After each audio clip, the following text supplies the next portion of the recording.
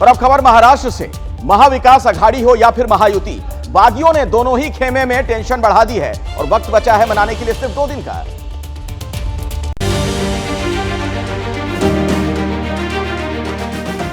विधानसभा चुनाव में बागी खेलना बिगाड़ दें, इसीलिए महाराष्ट्र में महायुति के नेताओं ने आखिरी कोशिश तेज कर दी है।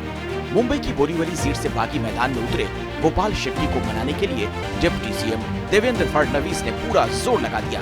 मला असं वाटतं की ठीक आहे, त्यांची नाराजी आपल्या ठिकाणी आहे, पण माझा जो गोपाळ शेट्टींचा अनुभव आहे ते साधारणपणे पक्षाची बाजू नेहमी राखतात। त्यामुळे पूर्ण अपेक्षा ठेवून आहेत की ते पक्षाच्या बाजूने निर्णय करतात। नामांकन वापसी की आखिरी तारीख 4 नवंबर की है, इसीलिए अब बागियों को मनाने के लिए ज्यादा वक्त नहीं बचा है। महायुति और महाविकास अघाड़ी के सामने करीब 50 बागी नेताओं की चुनौती है। महायुति के 36 नेता बागी होकर चुनावी मैदान में हैं, तो महाविकास अघाड़ी के 14 नेता, महायुति में सबसे ज्यादा 19 बागी बीजेपी से हैं। वहीं शिवसेना से 16 और एनसीपी का 1 बागी मैदान में चुनौती दे रहा है।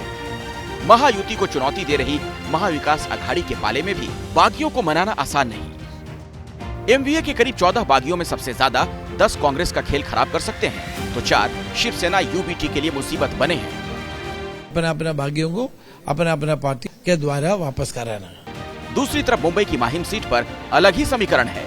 यहाँ बीजेपी ने एमएनएस चीफ राज ठाकरे के बेटे अमित ठाकरे को समर्थन दे दिया, तो बीजेपी की सहयोगी शिवसेना शिंदे के उम्मीदवार सदा सरवणकर मैदान में डटे हैं। शिंदे साहब का मैं आभारी हूँ। यहाँ के जो मतदाता है उनका सम्मान उन्होंने रखा। वहीं बीजेपी के तमाम विरोध के बावजूद एनसीपी ने मुंबई की मानखुर्द शिवाजी नगर से नवाब मलिक के लिए पूरा जोर लगा दिया है। मुझे उम्मीदवार बनाया गया है जनता की भावनाओं के लिए। जनता चाहती है कि यहाँ पर मैं चुनाव लड़ूं। अब नाम वापसी में सिर्फ 2 दिन का वक्त बचा है। ऐसे में देखना होगा कि कितने उम्मीदवार नाम वापस लेते हैं।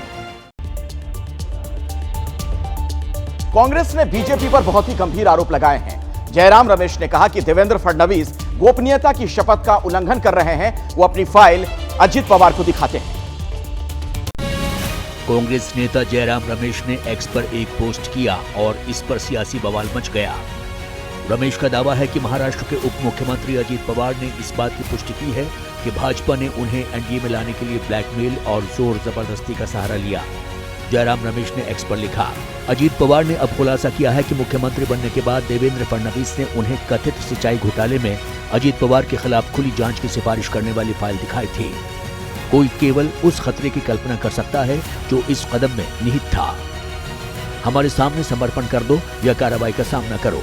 ये एक गंभीर मामला है क्योंकि इसमें न केवल जबरदस्ती और ब्लैकमेल का इस्तेमाल शामिल है, बल्कि गोपनीयता की शपथ और आधिकारिक गोपनीयता अधिनियम का उल्लंघन भी शामिल है। ईडी की इंक्वायरी हुई, मेरी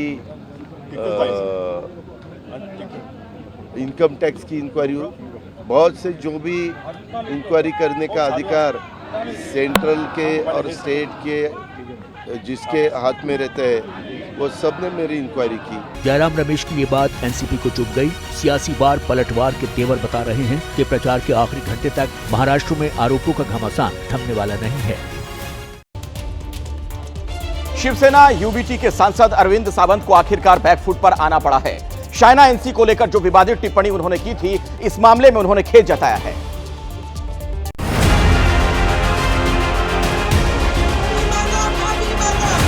शिवसेना यूबीटी के सांसद का शाइना एनसी पर दिया गया वो बयान जिस पर मच गया घमासान।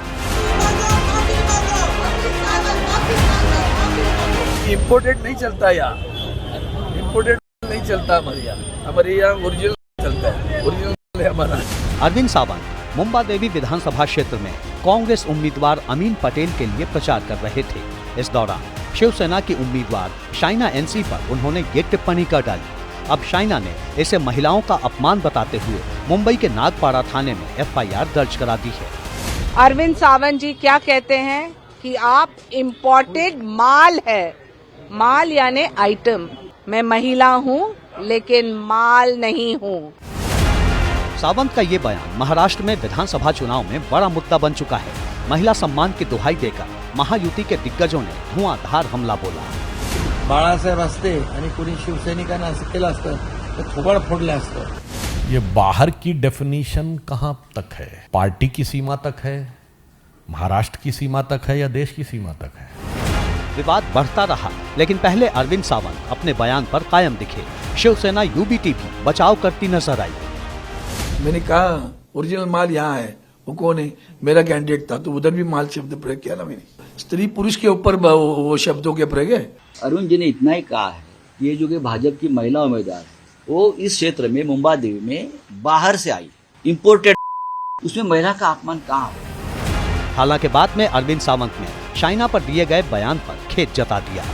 मेरे वक्तव्य से किसी को मन को ठेस पहुंची होगी तो मैं दिलगिरी व्यक्त करता हूं, मैं उनका सम्मान करता हूं। भले ही सावंत बयान पर खेद जता चुके हों, लेकिन अब मामला पुलिस के पास है और उसके एक्शन पर सबकी नजर रहेगी।